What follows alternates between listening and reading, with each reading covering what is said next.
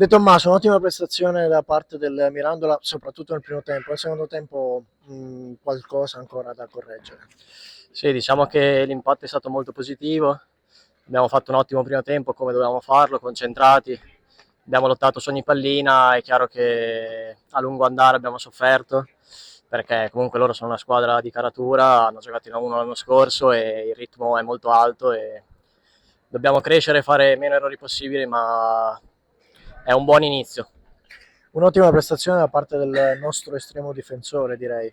Sì, si è fatto un'ottima prestazione, però lo dobbiamo aiutare molto di più perché da solo non può vincere le partite e noi abbiamo bisogno di punti e quindi dobbiamo fare il possibile per aiutarlo.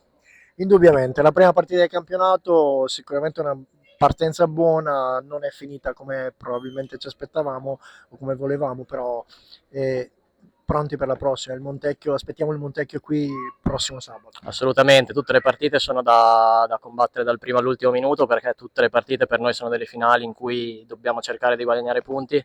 La prossima è importante, ma come saranno tutte, quindi dobbiamo già pensare al prossimo allenamento per finalizzare in partita quello che facciamo.